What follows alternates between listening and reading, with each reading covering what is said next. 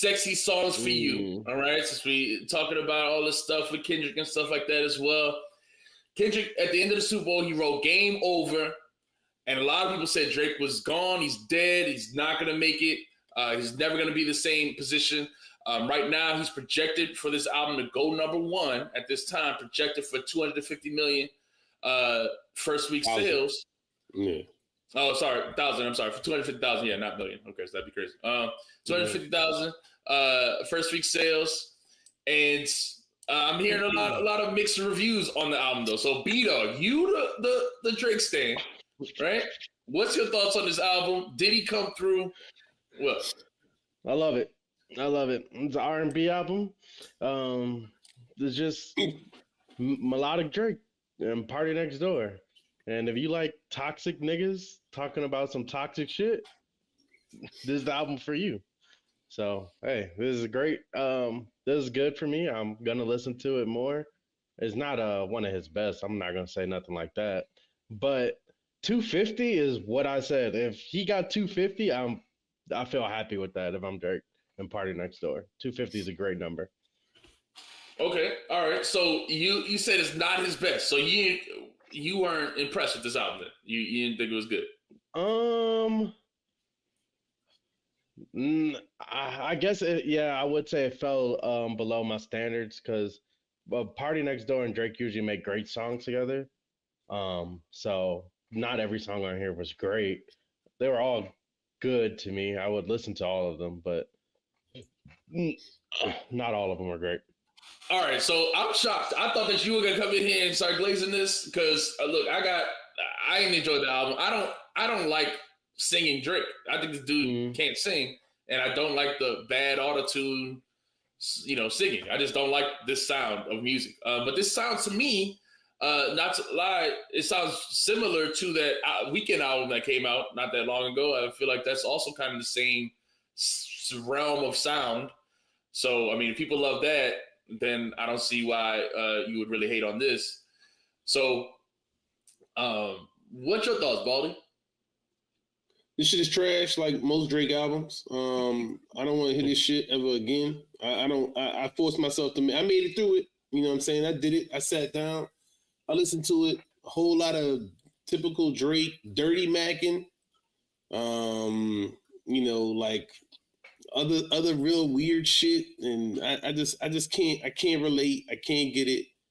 B-Dog, let me ask you a question, dog. Do you put this on around your girl? I put it on everywhere. I just play it. Okay, all right. So you and your girl be listening to this. It's Valentine's Day. You put this on. You set the mood with this one. Yeah, for sure. Okay. All right. Your girl is different than I thought, man. Because this shit is. I almost be like insulted, dog. Like, is this what women is rocking with right now? Like, the shit he be saying to the chicks is extra trash to me. I guess women just like this shit. I don't know what to say, man. I don't have no bar analysis, man. It's just like the shit that I'm trying to think of some of the shit that I was listening to, and I was like, this shit is real. I honestly didn't even. Basically, it's always the same vibe of, ooh, your man didn't do you right. Ooh, you need to get with me, girl. Ooh, he ain't that nigga, girl. Ooh, I'm that nigga, girl. Ooh, I don't like that tattoo on your back because it's got that nigga name on it. But that song was funny. That song was funny though. That song was kind of funny. I was laughing at that. Like, it's so bad. It's like a parody. Like, to me, it sounds like it's a joke song. Like, it sounds like something, I don't know, like that I expect to hear. Like the Plan B song. Yeah, yeah. I will say, I feel like that's what I'm saying. I felt like this was a lot of jokes. Like, I felt like he was trying to be funnier on this album because he doesn't usually make songs exactly like this. I felt like he had a lot more fun making this one. Okay, see, this right here makes perfect sense to me. This makes perfect sense to me because I feel like. Yeah, exactly. No, that's a good one. Self-respecting ladies can't really relate, but apparently the side chicks must relate. Like, somebody must relate. This dude is a big famous person for a reason. So I never understand why people love it, but he has a lot of people that swear this is good. Yeah. It's a certain vibe, But How do you turn this on and listen to this? Do you put this on in your car, my dude?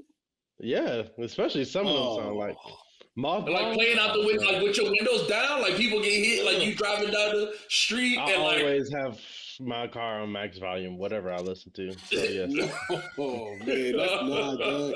Yeah, don't put that man, on. I'd be If embarrassed. I'm in I'd be the car. embarrassed to be riding. Yeah, man. Yeah, Come I on, didn't think man. we were gonna review this R&B album, but hey, Nokia, that song does slap. That shit is fire. Nokia slaps. Mothballs is fire to me. I I got a think lot of good Nokia was songs. the only song I liked. Yeah, okay, so I did think that would be a legitimate hit. I don't know what I don't know what's happening on like TikTok and stuff like that. I just imagine that this would be the song that would be like the single that would be like the big one that people would be playing around. You know what I mean? Mm-hmm. So yeah, I thought that was a good song. It was hype.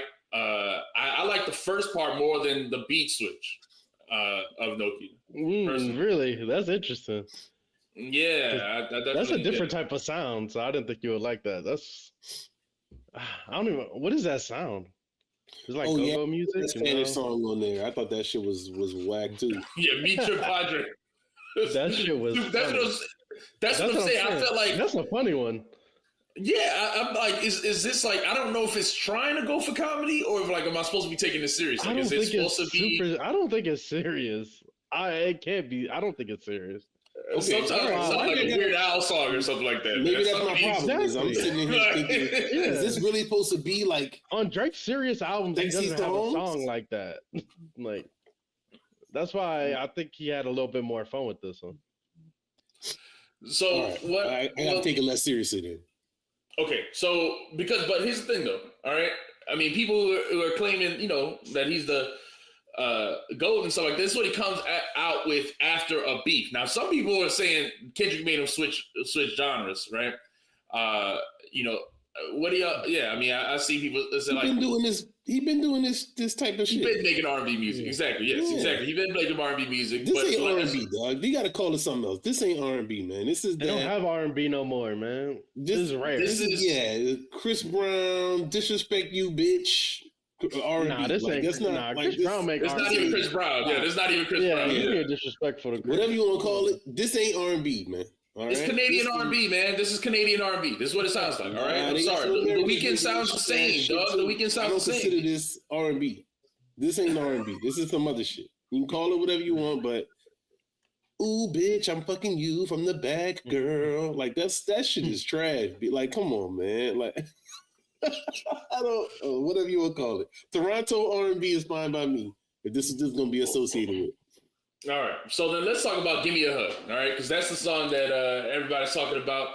He got bars going back at Kendrick a little bit, talking about the beef, kind of reflecting on the beef, man. And it's basically a song dedicated to the strippers.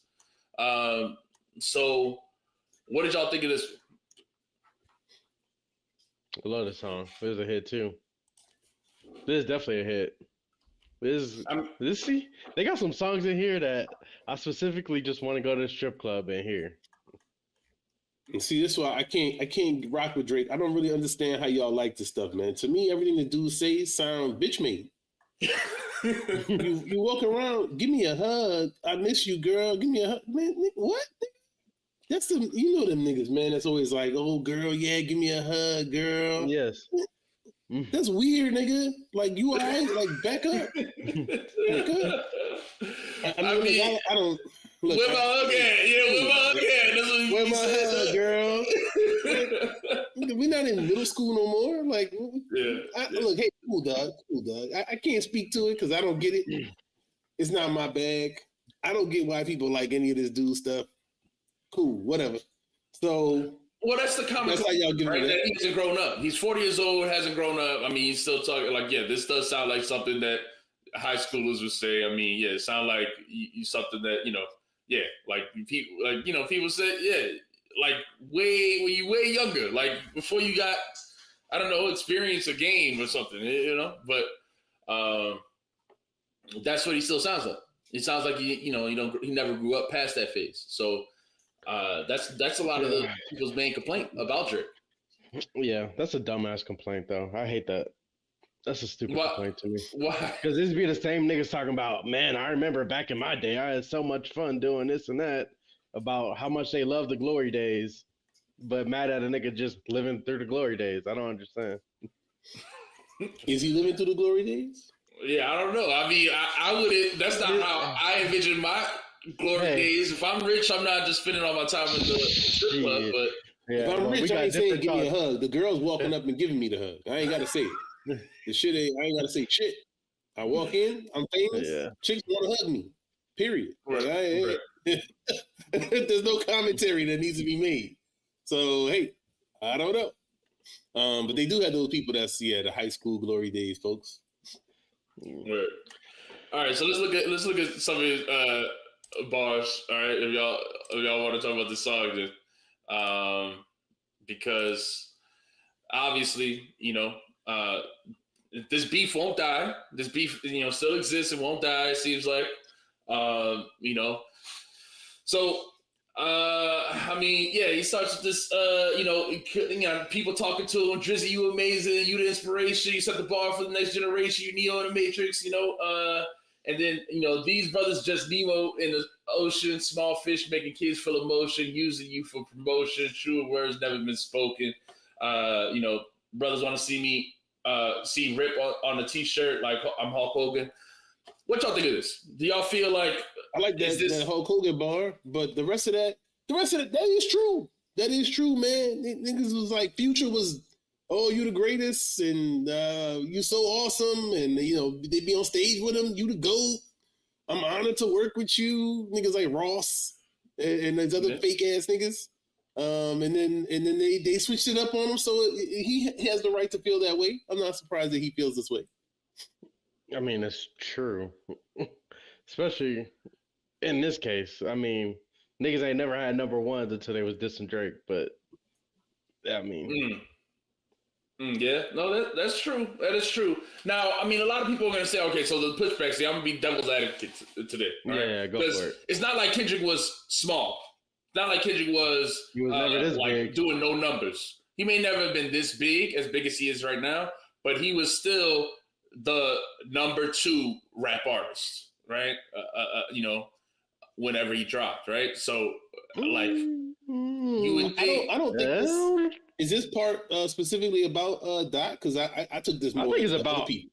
It was about all of them. Yeah, I mean, he might consider Dot small fish, but that's not really true. But I mean, some of these other people that was dissing him and stuff, to me that would qualify. I mean, like like Rick Ross and some of these other people, is fair.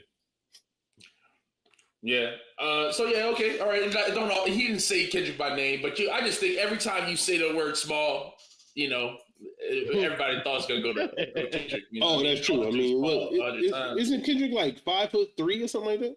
Yeah. I don't know. Whatever. Yeah. Something like that. So, yeah. So I mean, all right. And then when we keep going, he does this, funny how only,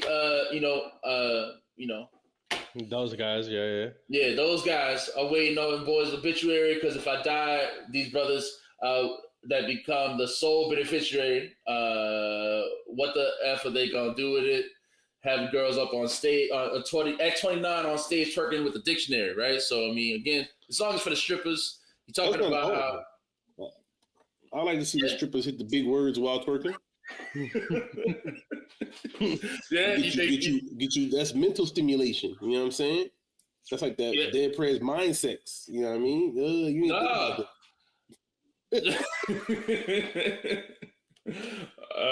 that. So I mean,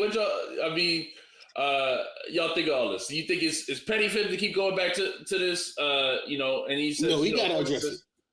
Okay, I saw people saying he shouldn't address it on the R&B album and all that type of stuff. He has to address. He can't come outside like, you know how this go, man. This is the same thing as when you was a kid and somebody got beat up, and then they come back outside, but like, what? When that happened? That never happened. You got to say something. Like, you can't act like it never happened. Like, we all saw it, dog. So he got to say something about it. He's right to mention it, and to talk about it. I mean, this is the only way he can really play it, right? The only thing he could do is, it didn't do nothing to me. I'm living great. they not nothing to me. It ain't no problems. Life is great. I mean, like, what else people say? I cried for 3 days, and my therapist told me to get over it, and now I'm back. I mean, like, no. Yeah. Yeah. I like what he said though. Go back. Can you go back up to it? What was it? You talking about the dictionary bar or no? Hold on. Yeah, obituary. Because if I die, it's these niggas that become the sole beneficiary, right. and what they gonna do with it. So that's a good point. We're gonna see what Kendrick about to do with it for the rest of the time now. If everybody got Drake dead, let's see if Kendrick keep feeding y'all hits from now on. But that's I think he's about to disappear. I really think he's gonna disappear again. Well, to me, this is the song I feel like he should have dropped like a while ago, like before, instead of the Hard Part 6 or whatever. Like instead of all that, like this is what he should have dropped a long time ago, because this song is it's catchy. This and Nokia are both catchy. These are to me the tracks that I feel like if he had dropped these pre Super Bowl, people would have been like, like more. I don't know, maybe more attached to it, and maybe more like I don't know, just jump on it as a hot single. But I think after filing the lawsuits, after all this other stuff that people kind of just don't want to hear him talk about it at all, like just don't respect him talking about it. You know what I mean? I mean, he lost respect regardless, man. Like he gotta come. He has to address it before you can move on. To me. Mm. Like this probably should have even been like the first song, and get that right out the way before you turn the album on. Like, and this look, I addressed it. Now we get into this R&B quote unquote shit that we about to play, and it's whatever. Yeah, and then what y'all thought of the Melissa Ford line and the Joe Budden diss, whatever. She really is a legend. But that's it. I don't care about him and the Joe Budden back and forth. Him and Joe Budden. Yeah, I really hate them niggas. Yeah, I hate when they talk about each other. Well, I mean, I just wish they would have settled it on wax. He didn't want to rap with Joe. Right. And then now they're gonna keep doing this back and forth forever, and it helps both of them out basically because it's always every time I see it like on the websites, it's like, oh, he dissed Joe Budden, and it's always anything happen with Joe Budden be at the top of these rap websites. And then, I think Joe Budden talked about it on the show.